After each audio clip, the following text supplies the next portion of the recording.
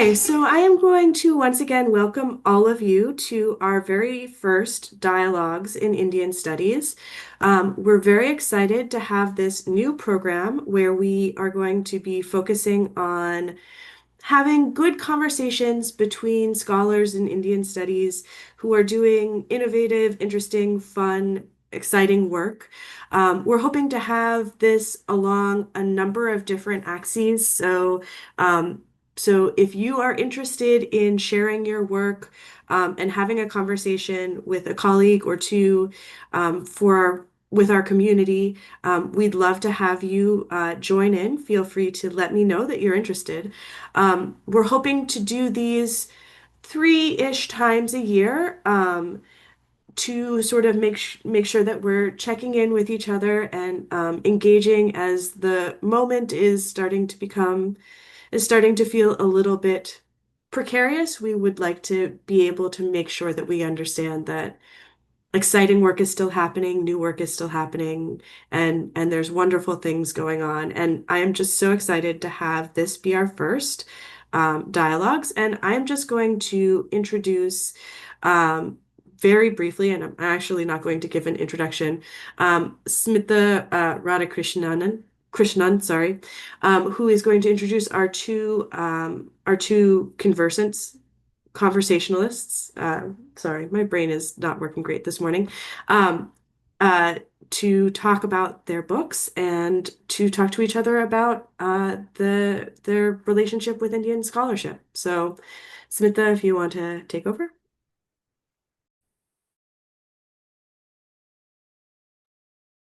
Zoom basics. Thank you so much, everyone. Thank you, Emily, for the invitation. It's truly an honor to be here and put these two brilliant books in conversation with one another. I'll just introduce both the panelists, both the authors that we're going to be featuring today briefly, and then turn it over to them to present their amazing work.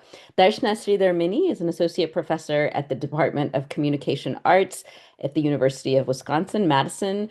She is the author of the book that we're going to be discussing today, Rated A, Soft Porn Cinema and Mediations of Desire in India, which came out with UC Press in 2024. They are also the co-editor of South Asian Pornography's Vernacular Formations of the Permissible and the Obscene. That's Routledge 2024. Very productive year. Amazing. Her research interests broadly include South Asian cinema, feminist media, global media cultures, and migrant media. Also, we will be featuring the work of Vibhuti Ramachandran, who is an associate professor of global and international studies at the University of California, Irvine, and author of Immoral Traffic, an ethnography of law, NGOs, and the governance of prostitution in India, which came out brand new Cambridge 2025. Trained as an anthropologist, her research spans the fields of law and society, South Asia, gender and sexuality studies, the anthropology of the state, and critical NGO studies. She also examines carceral forms of care, labor and migration, and childhood and humanitarianism. I think there's a really exciting synergy between these two works, kind of looking at leading edge issues that are, there's a feminist lens there, but there's also a bigger set of questions that I'm sure that we're going to get to dive into. And there's so many interesting questions around methodologies in India studies and the way that we can engage across different fields to really have a multidisciplinary conversation about the most pressing issues. So I will turn it over first to Professor Mini to give a brief presentation about her book, and then that will be followed by a presentation by Professor Ramachandran. Thank you so much, Professor Radhakrishnan, for the introduction, and thank you, Emily, for organizing this. I also want to thank AIIS for the support that this project received over a period of time, and also to AIIS and Sumati, Professor Ramaswamy. So I have a PowerPoint to share, so let me quickly share it. All right. Can you see the PowerPoint? So the most fascinating part of this conversation is that Vibhuti and me, we had this conversation long back in 2012 when we were grad students in a conference organized by Anjali Arundekar. So we did know of each other's work from then on. So it's amazing to be in conversation and see the project develop over a period of 10 years. While the word pornography drums up images of genital close-ups, hardcore action, and a plethora of porn stars, pornography, both as a genre and as an industry, is much more diverse. Rated A explores one such variant of a low-budget film genre located in India, specifically Malayalam soft porn, that was produced in the Malayalam-speaking southern Indian state of Kerala in the 1990s and early 2000s. Malayalam soft porn deviates from the hardcore imagination of pornography by using foreplay and sexual suggestiveness as a crucial mark of distinction. Avoiding any exposure of genitalia, soft porn films work through the power of suggestion via narrative as well as visual and oral tropes, such as extensive focus on cleavage and thighs, dubbed over moaning, seductive music, and massage and bath scenes. Soft porn films emerged out of a transnational relay of, relay of influences, which includes vernacular pulp fiction, illustrated erotica, as well as American exploitation cinema that was imported to India in the 1980s. So the prefix soft was strategically used by filmmakers to define the genre against the injunctions laid out both by the anti-porn lobby and the censor board certification clauses that were becoming increasingly stringent to weed out the spread of sexually explicit content. Moreover, the emergence of this genre is closely aligned with the culture of dissent against mainstream film industry's exclusionary functioning that alienated the lower rungs of production units. Upon their emergence, soft porn films revamped established film distribution and exhibition patterns by improvising ways of circumventing Indian censorship regulations. It did so through strategies such as use of specialized writers to write censor scripts, which were then submitted to the censor board, but which were very different from the shooting script, and the use of cut pieces or tunda or sexually explicit bits that were spliced onto the reels during the exhibition. Most soft porn films were categorized as adult theme and circulated with certification as sex education films. And this attests to the success of the category of A, and it goes back to the title of my book, in a censorial regime where peddling and pornography is outrightly banned. As the first sustained study of pornographic cinema in India, Rated examines its formal and informal media infrastructures and cinematic cultures associated with soft porn cinema. In particular, I examined how soft porn cinema's interaction with larger debates on sex education, censorship, and gender nonconformity influence the shape of media discourses in India's public sphere. While the narratives of soft porn films are marked by sexual suggestiveness, its industrial practices are pivoted on trust-based informal arrangements that veered away from contractual agreements, which were the norm in mainstream cinema. Crucially, although soft porn film work invited social derision, it was central in mobilizing cine workers who dissented against mainstream film industry's alienation of the lower rung of the production units. Rated A locates soft porn cinema as emerging from the financial crisis of the 1990s, when many filmmakers and technicians who worked in mainstream Indian cinema started to migrate to soft porn industry to survive the staggering economy. The pseudonym-driven nature of soft porn industry allowed them to utilize their creative power to make low-budget films that allowed scope for non-normative sexual practices to be represented on screen. Further, as an industrial form, soft porn films were also intermeshed in the precarious labor of female bodies, especially starlets, who form the fulcrum of these films' narratives and public imagination. Alongside this precarity, the social lives of these starlets, colloquially called Matakarani or sex sirens, were deeply imbricated by the anxieties around cultural purity and gender roles. Rated A uses the lens of film labor and informal media flows to interrogate how these actresses, as well as other production personnel, balance their social lives that were marked by the involvement with the tabooed form. I also explore the impact of soft porn cinema in the creation of the wider spectrum of imaginations related to intimacy, especially when these films enter the Middle Eastern Gulf, where they cater to the diasporic Indian population. When Malayalam cinema enters the Middle Eastern Gulf through underground pirate circuits, it often circulates amidst Bangladeshi low-budget films and Pakistani mujra as South Asian pornography. So in Rated A, I explore such articulations of locality, both in terms of soft porn's diasporic media status in the Middle East, as well as its status as a suspect regional film form within Indian film discourses. I use a mixed method approach, including multi-sided ethnography, archival work, and qualitative research. And what I intend to show is like a morphological analysis of soft porn by looking at the production, distribution, exhibition practices to tease out the resistive modes used by starlets, technicians, and filmmakers to improvise and experiment with form and content. In this way, I explore how filmic imagination of sex and desire constantly flowing within and out of Kerala have led to a sexually mediated understanding of intimacy and public life.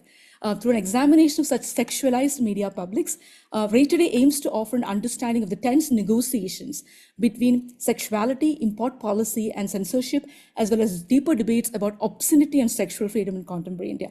So just to end with one of the book's main contentions, which is that conceptualizing media publics in relation to soft porn in Kerala, one cannot simply speak of a cinematic audience as an isolatable entity. Instead, various media forms like pulp fiction, erotic fiction, yellow magazines, television news, and cinema collide in the formation of such media publics. Not only do these media forms converge, but they also pull into conversation contesting policies, moralities, and ethicalities. As you can imagine, Ray Today actually goes beyond the stereotypical depiction of looking at soft porn as exploitative practice. Instead, I look at soft porn cinema as a social form in which questions of cinematic labor and imbrication rhythms of urban life are not diverse from the film text. So looking at the continued reverberation of soft porn imagination in the public sphere through an interrogation of contemporary film and digital media, as well as political scandals and cultural anxieties, I look at how soft porn still linger on as a kind of socio-sexual imaginary that shapes deeper debates about obscenity and sexual freedom in contemporary India. So conceptually, I hope that this approach offers a model for understanding the life of film genres can be existing outside the space of the screen, emphasizing that they constitute not just industrial formation, but entire forms of social relations and gendered imaginaries. Stop here. Thank you. Thank you, Darshana. You're a tough act to follow, that's for sure. And thank you to AIIS for inviting us for this exciting inaugural dialogue. I'm very excited to be here. I'm also going to share my screen. Right.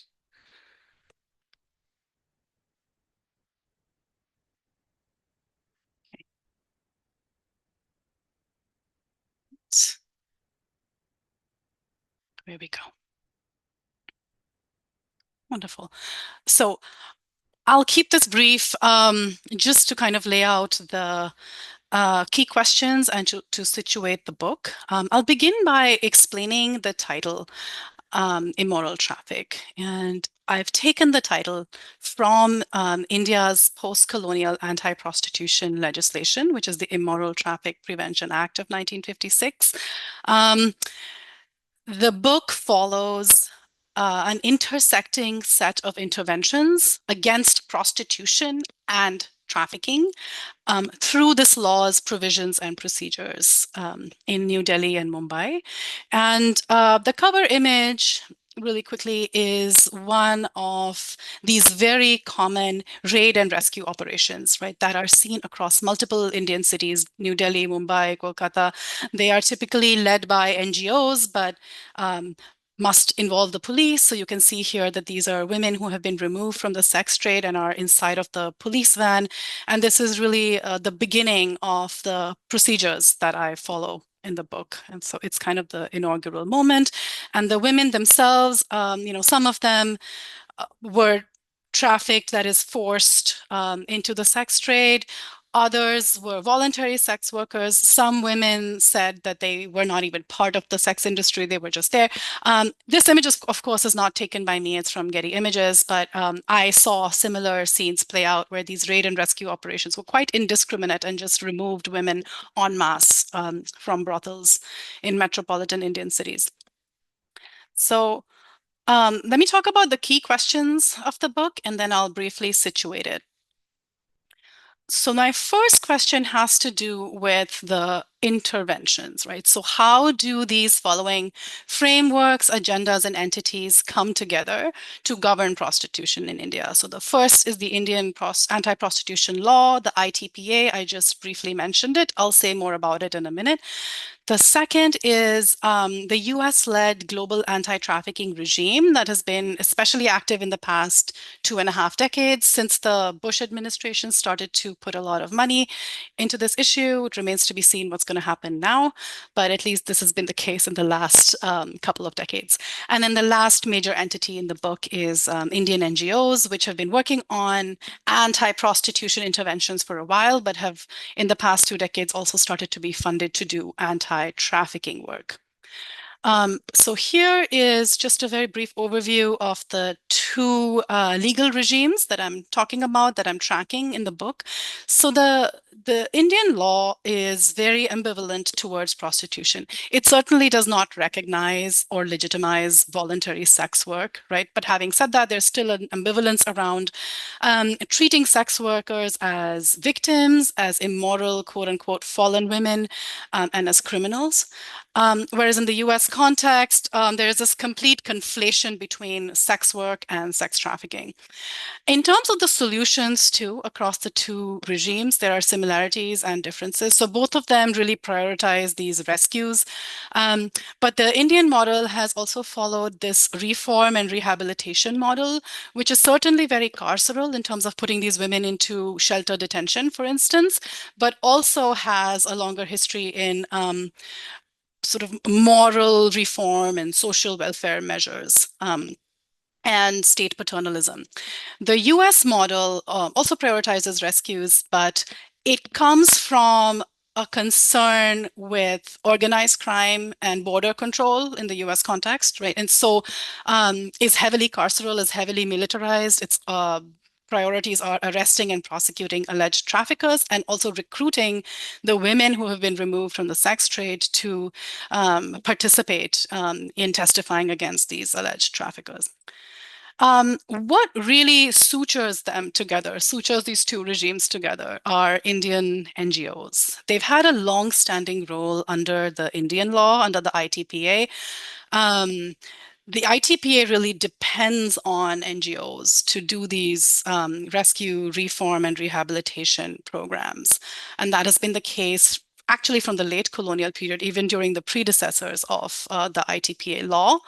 But since the year 2000, since the US has started to put so much money into the issue of sex trafficking, a lot of Indian NGOs have started to be US funded and more donor driven and are implementing an anti-trafficking agenda alongside an anti-prostitution agenda. So they're doing both.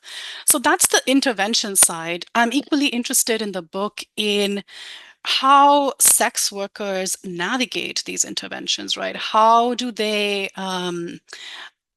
resist? How do they negotiate these intersecting interventions that are aimed to help them, but are also deeply punitive, deeply moralistic?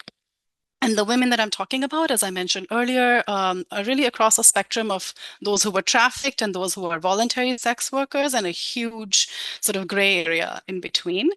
And it included Indian as well as Bangladeshi women, also some women from Nepal as well. And so let me briefly situate the book, both ethnographically and conceptually. So ethnographically, I map interactions between NGOs, Indian legal actors, and Indian state agencies on the one hand, and sex workers on the other, at a set of sites ranging from these rescue operations that I started with, but also police stations, magistrates' courts, and shelters. And conceptually, as an anthropologist of law, I'm very interested in the broader social legal context as well. So I place law in a broader field of neoliberal government in which NGOs play a central role. And so I will end there with that very brief introduction so that we can get into the discussion.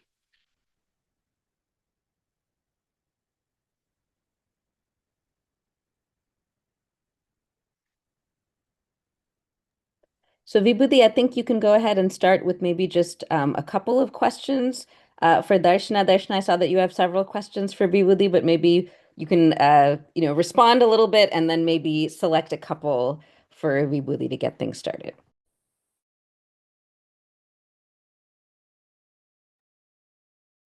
Vibhuti, you can go ahead with your Sure. question. Yes. Sorry, I was just dealing with the technology.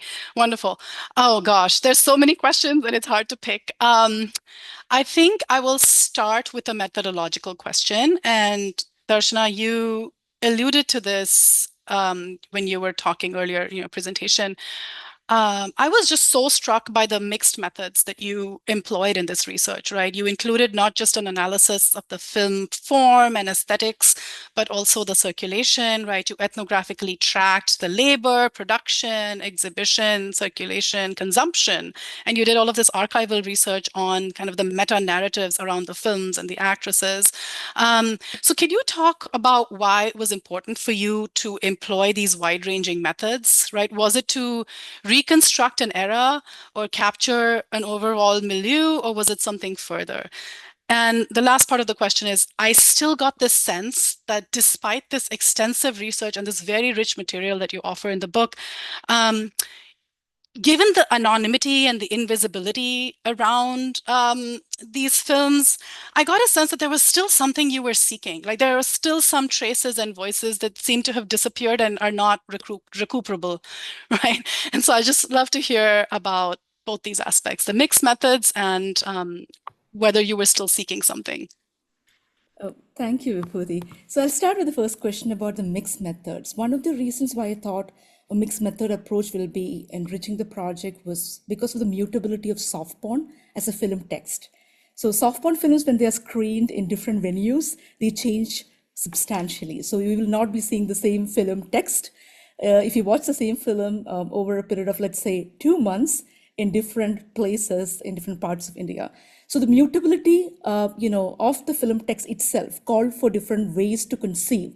What does this form do to the social imaginaries around sex? And this form is like produced anonymously, right? Nobody really uses their real names.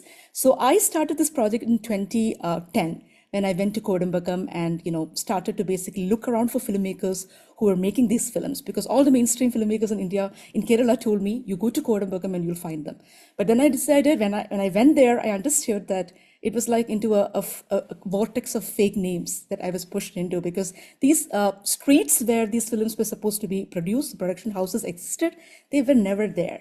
And the people never existed on paper. So it was very hard to start the process. And I was like, maybe this project will not exist unless and until I work in the industry. So I worked in the industry as a production assistant for a while, as a failed dubbing artist for a while. So the idea of waiting that I talk about is also about researcher waiting for people to get back in touch with you. Because as many people told me, that this is not a project where you go and ask people to talk about their failures or the short stint they had with soft porn.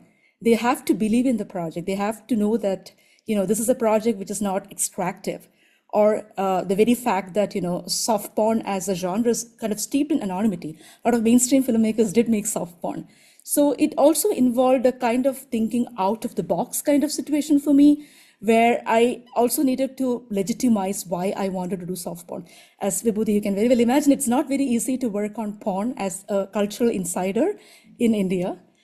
So it was very hard to pull this project off, and I had to take a relatively long time to do the field work because of that. So mixed method came from the very fact that since it is anonymous, I have to triangulate the data.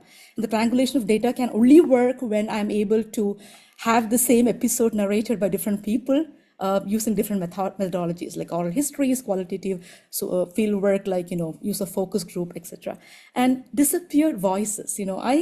I still feel it's an incomplete project. There are more things to be done. Since this is the first book exploring it, I'm sure more people will get inspired and work on it.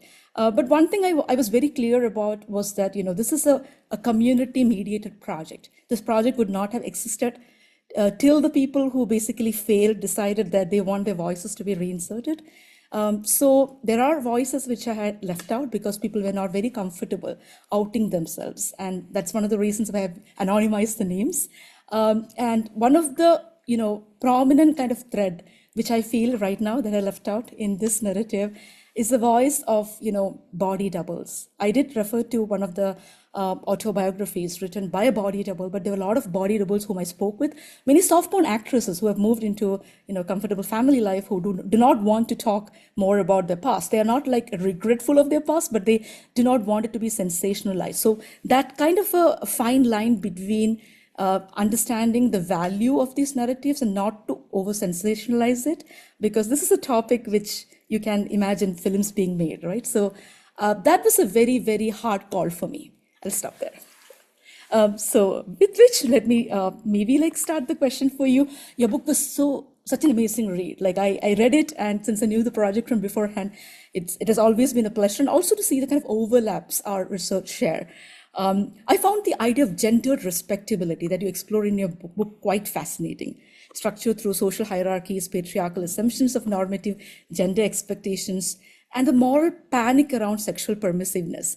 And the figure of the sex worker that you narrate for us in the book and the agency she embodies has been a cause of concern for different stakeholders, NGOs and police and the court. So I'm curious to know the different ways that gender respectability come across in the way that you narrate your project, especially with the court and your own presence as someone who is helping the judge analyze certain things, and also like trying with the inquiries, like helping with the inquiries, and also working with the NGOs. So how does this idea of gender respectability pan out in the way different stakeholders deliberate the rescue process?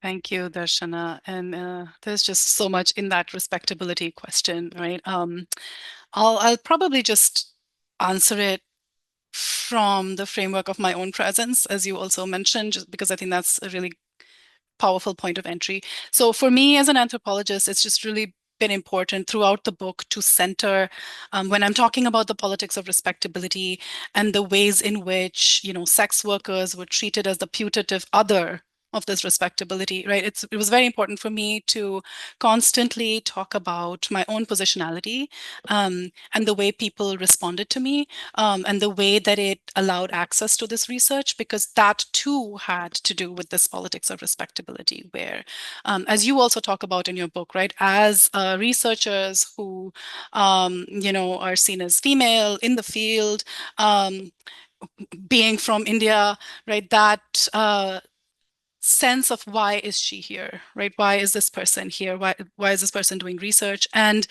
to me, I was always seen as someone who was, when I was doing my research in Mumbai, someone who was a, TIS student of social work, or someone who was associated with the NGO. And certainly in Delhi, I was spending time following the NGO, so I was often accompanying the NGO team, or someone who was sitting with the magistrate, trying to understand the work. And so there was a certain respectability that was attributed to me that was inescapable, right, by virtue of class and other aspects of social hierarchy, education, and all of that. And so because of that, that provided me a certain kind of research access, right? Because people like NGOs, police inspectors, magistrates, shelter staff, they saw me as quote unquote someone like them, right? So I was able to observe a lot of the processes. Unfortunately, though, I was also co-opted into, by dint of being perceived as respectable, I was also co-opted into these very uncomfortable situations of being asked to help with these cases, right? Precisely helping with the kinds of punitive paternalism that I was critiquing in my research. And so really in each chapter, it's been important for me to explain how I navigated that as part of the politics of respectability, and also that it impacted the way the women, perceived me, sex workers perceived me, right? Because they always saw me as an authority figure. I was always accompanying those people who were in a position of authority. And despite the efforts that I made to develop rapport with them more informally outside of these sort of authority situations, it never really worked completely, right? And so I was always seen as an authority figure. So it was important for me to also then talk in the book about how sex workers responded to me as someone they saw as respectable, and give me the kind of narratives they thought I would want to hear. So I'll stop with that, and I'll ask you another question, Darshana. Let me see. I've asked a methodological question, so maybe I'll ask one that's more thematic. I was really intrigued by the role of censorship in your book, in the way you have tracked and analyzed these films, right? Because in a sense, the presence of the censor is marked on the film posters, right? On the publicity for the films, especially in the heyday of the soft porn theater going experience. The rated A sign accompanies the visuals and the text to mark the genre and the content, right? And apart from state censorship, you also discuss these really interesting ways in which film exhibitors perform their own acts of censorship, right? They're redacting parts of the images of the posters by covering nudity with Sharpies. Like that's just one example. Um, and in chapter 5, the last chapter, you discuss how the posters advertising these films, to quote you, turn censorship into a promise. So I was curious to hear more about the role of censorship in defining these films as a genre, right? And how and what has changed since soft porn, like other forms of adult content, has gone digital. Thank you, Vibhuti. I'll start with censor. Censoring or censorship is seen as a larger institutional apparatus against which and within which soft porn as a genre developed. Because, all soft porn films are not A-rated. Many of these soft porn films are also coming from different genres. Some of them are melodramas, some others are thrillers, some others are horror. But then the dominant imagination of soft porn is always sex. So when I started working on the project, I was looking at, the kind of discrepancy in the narrative around soft porn, that they are all trashy films and, there are no scripts and there are like people coming together at the last minute and pulling together a production. So there are these perceptions of soft porn. But when I started working on it, I immediately realized that if you want to work with a low budget format, it has to be extremely organized. You will have to, account for each penny you spend. So that's the kind of the counter narrative which allowed me to understand how soft porn filmmakers imagine censorship. And many of these people told me that we don't make porn. We only make soft porn, which are glamour cinema. So it was interesting the way in which they were also like justifying what they did, under immense pressure, both from the family and from the society around the kind of moral conscriptions around what it means to work with a form that was kind of tarnished. And so censor was both a productive space for them to, perhaps put forward an argument that soft porn films are not illegal. Censorship is done by Central Board of Film Certification, a state agency, which means that if these films are passed by censor board, which means that we are not making illegal content. So even though soft porn in its circulation and distribution is how they become soft pornish, there is an argument made about navigating censorship, and that's where the role of censor script writer becomes interesting. And these people who wrote censor scripts are people who came to Kodambakkam in search of a job and could never make inroads, and then they decided and turned to writing both censor scripts and also the scripts for dubbing. So it was interesting to think about different tasks emerging around the genre of soft porn production, which was an interesting exercise, because if you look at Indian cinema, there isn't too much of interest in looking at B and C circuit. It's always A-list filmmakers who feature in terms of conversations on stardom, production cultures, etc. So when I was looking at this in my project, I want to look at the underbelly. I want to look at people and why it failed. What about the below the line labor? What about the invisible labor that went into the making of the film? So censor was seen as a productive effect of how industry has eliminated and alienated lower rung production. So many of my filmmakers had filmmakers, technicians, shooting boys. Everyone had different stories to tell about censorship, even though they're not directly engaging with censor. So censor is like this kind of a apparatus which is inside and outside at the same time. So in terms of what happened with the shift from celluloid to digital, so by let's say 2010, most of the Malayalam films were made in the digital format, and soft porn's unique kind of aura was in the celluloid phase. That's how you can basically splice in sexually explicit reels during exhibition. So once it turned digital, there is no soft porn in the traditional sense of the term. And also censorship regulations have changed drastically these days, especially with the coming of streaming platforms. And CBFC has also come up with their own different ratings of UA plus 16, aligning more with the kind of corporate vocabulary in terms of streamlining and centralizing censorship mechanisms. So things have changed quite a lot, and we are talking about the celluloid era. I'll stop there. With which, let me ask you the next question. One of the key phrases that you use in your book is governmentalized legal complex. I was wondering if you could speak a bit more about it and its valence in your work. And I'm also curious, like it's a double question, about the sex workers' rights organization. You do kind of refer to it, but maybe things which didn't get into the book. And I'm curious to know, where does sex workers' rights organization fit within the scheme of governmentalized legal complex, as well as the policy decision about IPTA and the proposed anti-trafficking bill? Thank you. Yeah, so the conceptual framework of the governmentalized legal framework, it's something that I take from Foucauldian law and society scholars. Um, and the reason I find it helpful is it really starts from the premise that law, the legal framework, is always already governmentalized. That is, always involves regulatory agents who are not strictly legal, who are not strictly part of the state, right? So in this case, NGOs therefore play a really important role, and have always played a really important role. So I think that's one of my major interventions in the book, which is to say that, there is a lot of critique of especially from feminist scholars, and rightly so, of anti-trafficking NGOs, sort of being especially active since the US funding started to come in. And that is the case. But if you look at this historically, right, from the early post-colonial period, but also, as I mentioned earlier, the late colonial period, as the work of several feminist historians has shown us, the precursors of this NGO form, um, you know, uh, elite women's groups that were, entrusted with the task of saving fallen women, that has always been there. There's a very long history to this.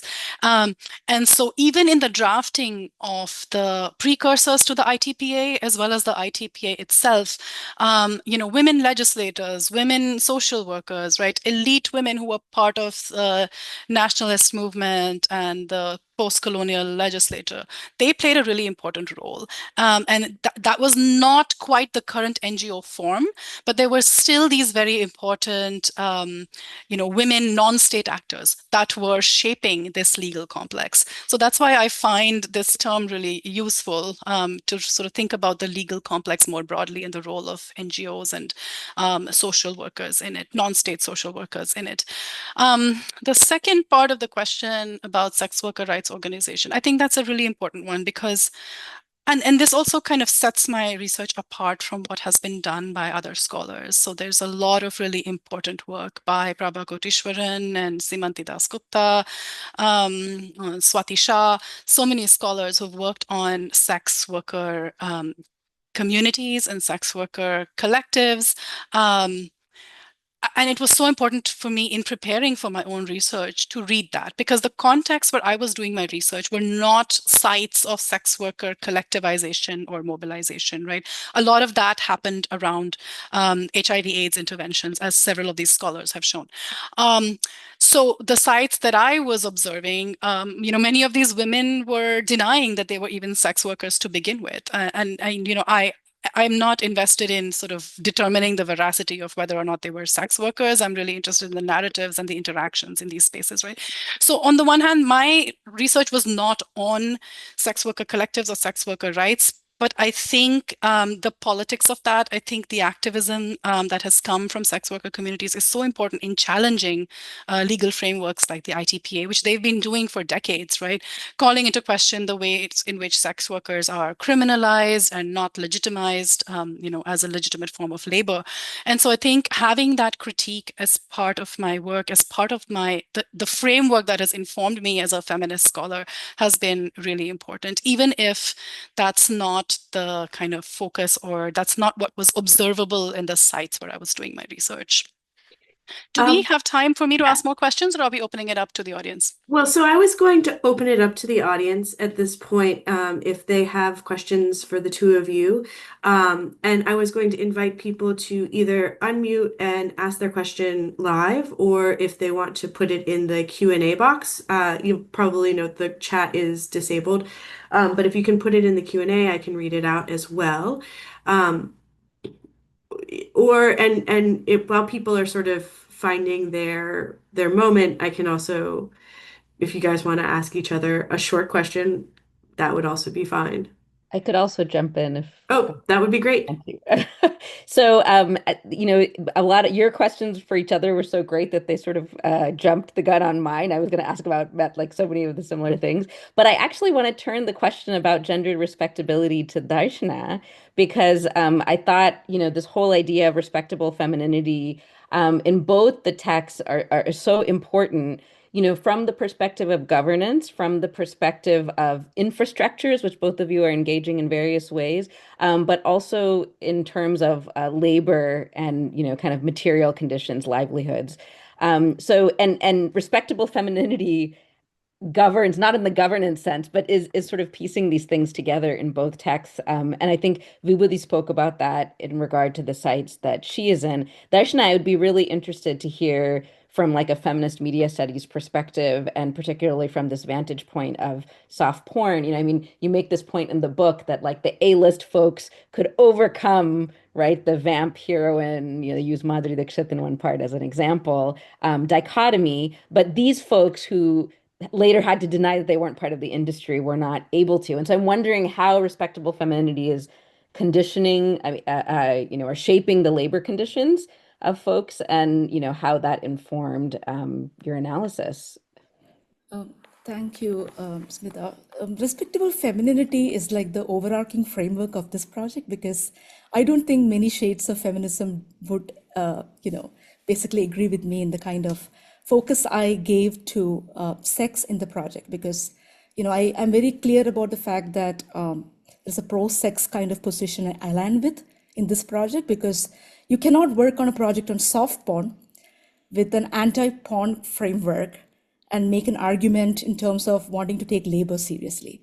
So somebody who's interested in working on labor, especially below the line labor, invisible labor, I had to be very clear about what my kind of priorities are. And your own positionality and your own kind of like ideological kind of conditioning in many ways reflect the kind of things you're looking for.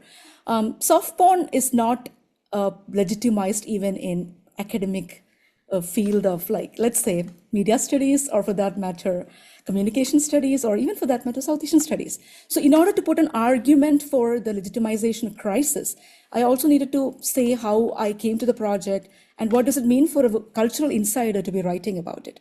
Because, let's say that if I was a man, I possibly would have had more responses to some of the questions than a woman in the field asking about the production of soft porn, and that too, pirate networks and, produced underground. It made the project much more interesting. It posed a lot of challenges to me, having to reconceptualize what a project like this would look for. Just to give you an example, one part of my project was also to look at Middle Eastern Gulf, the blue collar workers there, and how does soft porn enter as part of this pirate network, as part of the vegetable consignments, and get into this, private spaces of labor camps.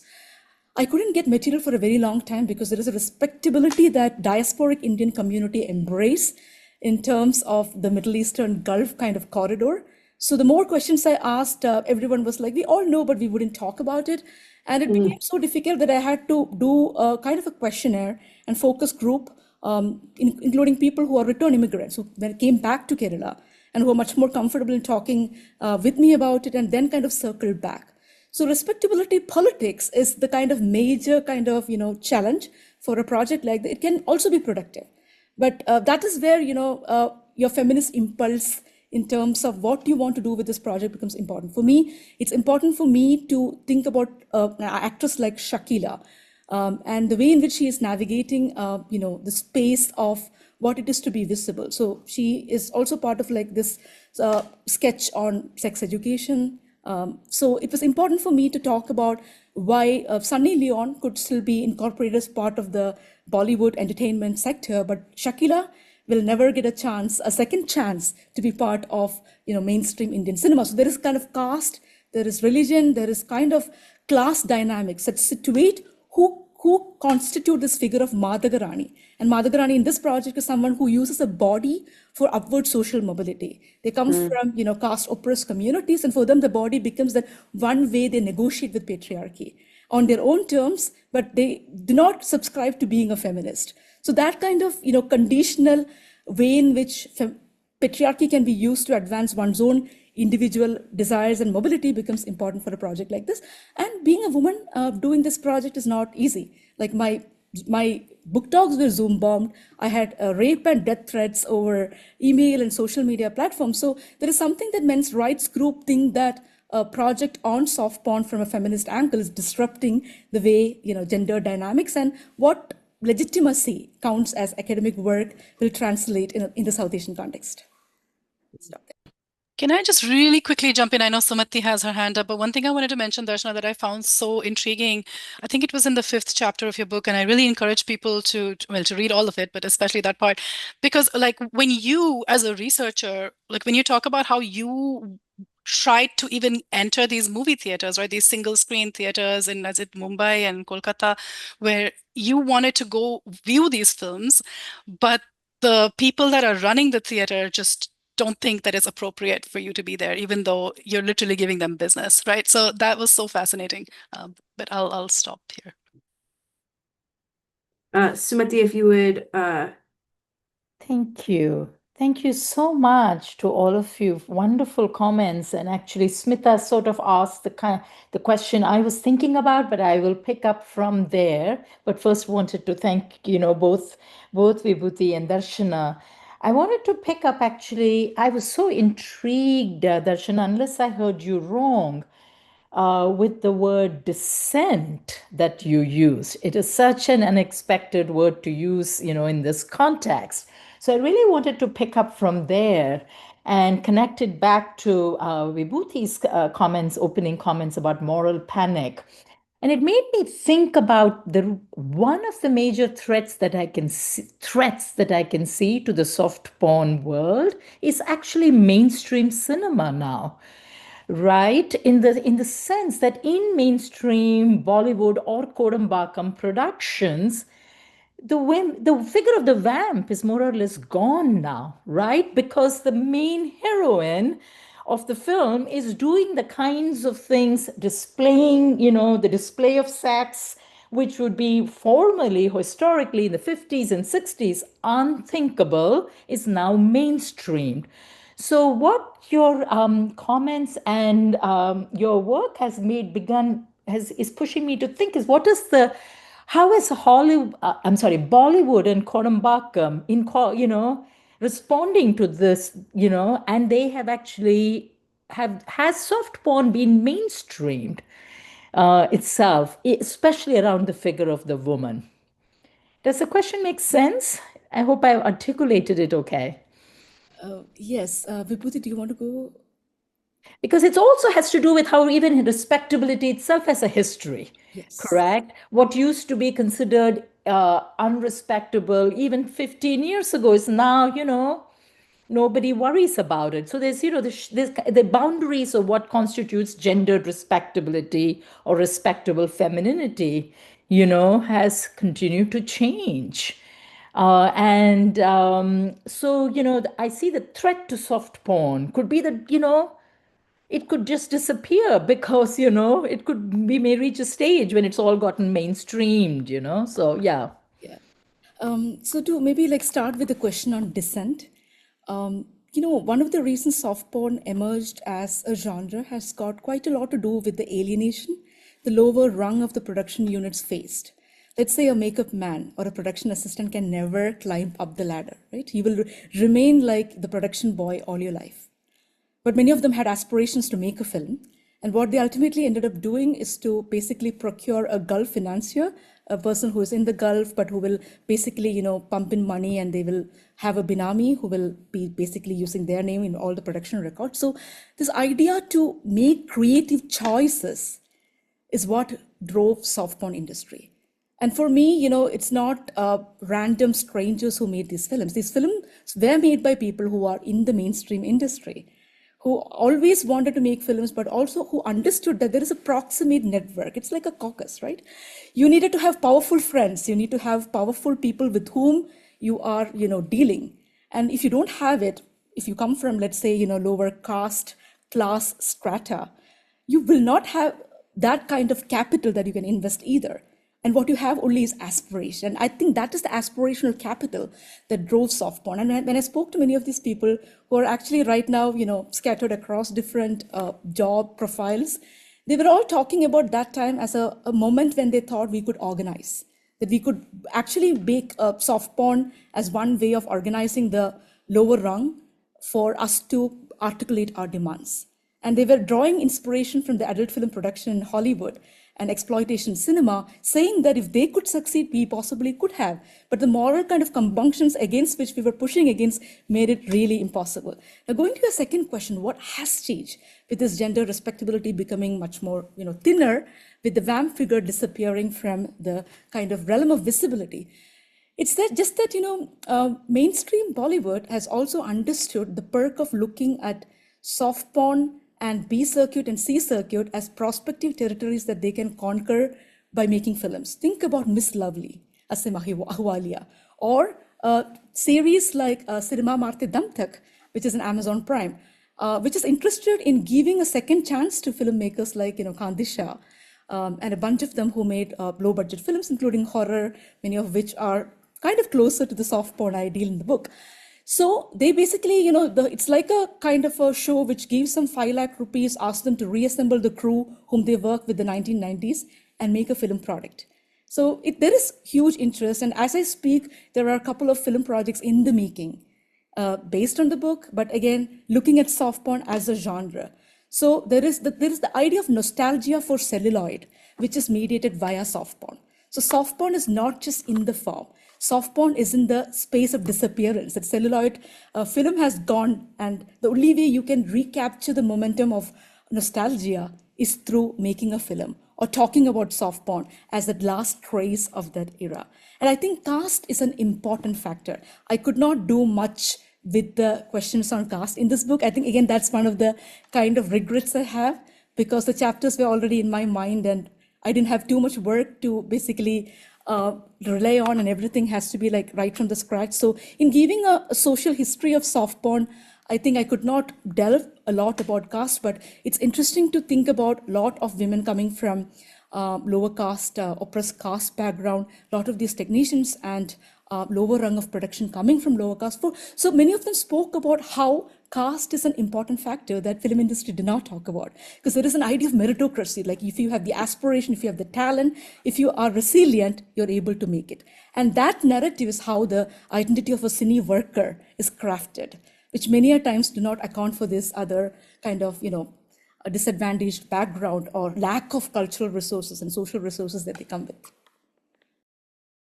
I can speak to this also briefly. I think, what Sumati was asking, and then hearing you speak, Darshana, these moral and social hierarchies and the way that they map onto each other still exist in many ways, right? So while the sort of nostalgic patina may make some aspects of soft porn now more acceptable to bring into the mainstream movies.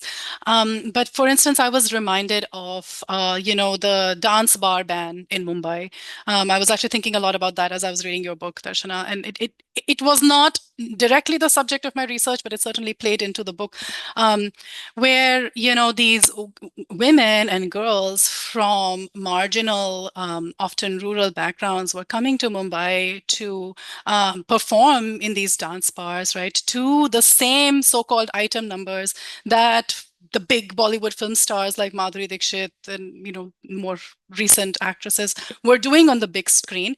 Yet there was this moral policing of the bar dancer, right, for doing the same kind of performance, but in a different body and in a different kind of space, right, marked by class, marked by caste, and all of these social hierarchies. And so even in the court that I was observing, for instance, some of the raids that had been done and rescues were of these dance bars and bar dancers, right? And they were rescued and expected to be reformed in the same way as sex workers. And of course, there was this interesting narrative and tension between them saying, I am not a sex worker, right? So I am in some ways more respectable, yet that respectability is not given to them by the sort of societal politics around it. So, and then also the sort of respectability of performance and dance. So a lot of the women that I encountered, especially in Mumbai, who were in the sex industry, had come to work in Bollywood as extras, as body doubles, like doing this kind of work. And it's when those things didn't work out that they entered the sex industry, right? And so I think all of these different forms of labor are, more connected in these very interesting ways than is necessarily acknowledged. I do want to give anyone else a chance to just unmute and ask a question. Well, I know that I'm sure all of us probably have a million other questions, but we had meant this to be kind of a short talk between two really fabulous authors, and I think we got a lot to think about. I know that Sumanthi Ramaswamy would like to say a couple of words of thanks, and then I think we'll end.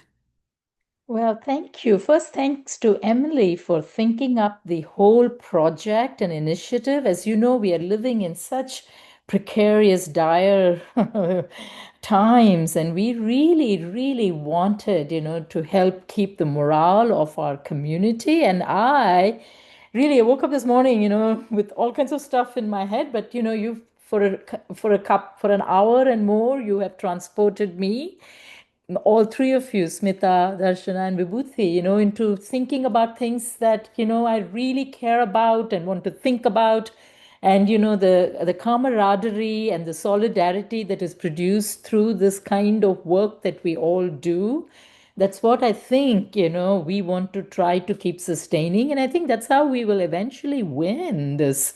I think I'm beginning to see that I'm in a war, moving into a war mode at this point. So I really feel I'm so appreciative and grateful to you all for getting us, started on this venture, and hope to see others, as we pick up the momentum on this project. I hope that, others will also join us. So thank you so much for everybody, and also members of the audience who took time to join us. Thank you once again, and I'm looking forward to seeing everyone at our next dialogues, probably in January.